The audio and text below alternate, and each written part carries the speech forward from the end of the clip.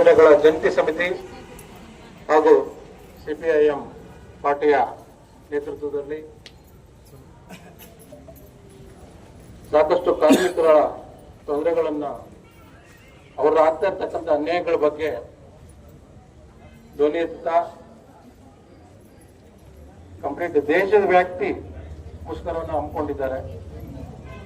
ಈ ವಿಚಾರವಾಗಿ ವಿಸ್ತೃತವಾಗಿ ಸಾಕಷ್ಟು ನಾಯಕರು ಮಾತಾಡಿದ್ದಾರೆ. ಸಿಪಿಎಂ ಗೋಪಾಲ್ ಅವರು ಇರ್ಬೋದು, ಶಿವಪ್ಪ ಅವರು ಇರ್ಬೋದು, ಹೊನ್ನಳ್ಳಿ ಶಂಕರ್ ಅವರು ಇರ್ಬೋದು, ಹಾಗೆ ಅಂಗನವಾಡಿ ಕಾರ್ಯಕರ್ತರ ಬಗ್ಗೆ ಗೀತಮ್ಮ ಅವರು ಮಾತಾಡ್ತಾರೆ. ನಾವಿಲ್ಲಿ ಸೇರುವ ಉದ್ದೇಶ ಏನು ಕಾರ್ಮಿಕ ವರ್ಗ ಇದೆ, ಆ ವರ್ಗಕ್ಕೆ ಆಗ್ತಾ ಇರ್ತಕ್ಕಂಥ ಅನ್ಯಾಯವನ್ನ ಸರಿಪಡಿಸಿ ಅಂತ ಒಂದು ಹೋರಾಟ ಮಾಡ್ತಾ ಇದ್ದೀವಿ. ಕೇಂದ್ರ ಸರ್ಕಾರ ಏನು 4 ಕಾರ್ಮಿಕರ ವಿರುದ್ಧ ಈ ಕೋಡ್ಗಳನ್ನು ತಂದಿದ್ದಾರೆ, ಅದನ್ನ ರದ್ದುಪಡಿಸಬೇಕು. ಈ ಶ್ರಮಜೀವಿಗಳು ಯಾರು ಈ ನೌಕರರಿದ್ದಾರೆ ಅವರಿಗೆ ಉತ್ತಮವಾದ ವೇತನವನ್ನು ಕೊಡಬೇಕು. ಅವರಿಗೆ 8 ಗಂಟೆಗಳ ಕಾಲ ಏನು ಉದ್ಯೋಗ ಅವಕಾಶ ಮಾಡಿಕೊಡ್ಬೇಕು.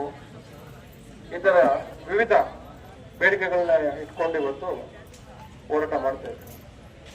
ಆ ಹೋರಾಟ ಮಾಡುವ ಕಿಚ್ಚಿರೋದು ಈ ಸಿಪಿಎಂ, ಈ ಕೆಂಪು ಜೆಂಡಾ ಮಾತ್ರ ಅಂತ ಹೇಳಲಿಕ್ಕೆ ಇಷ್ಟಪಡ್ತಾರೆ.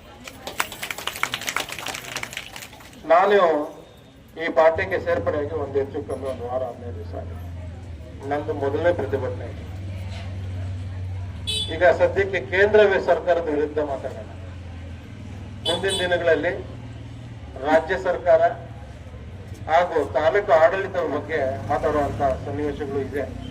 ಪಟ್ಟಿ ಮಾಡ್ಕೊಂಡಿದ್ದೀವಿ ಏನೇನು ಮಾತಾಡಬೇಕು ಅಂತೇಳಿ. ಇದು ಆರಂಭ ಮಾತ್ರ.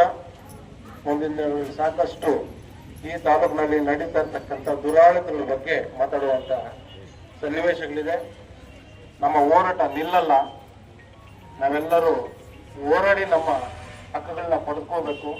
ಹಾಗಾಗಿ ಅಂಗನವಾಡಿ ಕಾರ್ಯಕರ್ತರಿಗೆ ಕನಿಷ್ಠ 36,000 ವೇತನ ಸಿಗಬೇಕು. ಇರ್ತಕ್ಕಂಥ ಅಂಗನವಾಡಿ ಕಾರ್ಯಕರ್ತರು, ಬಿಸಿ ಊಟ ನೌಕರರು, ಆ ವರ್ಗದವ್ರಿಗೆಲ್ಲರಿಗೂ ಕಾಯಮಾಗಿ ಉದ್ಯೋಗ ಆಗಬೇಕು.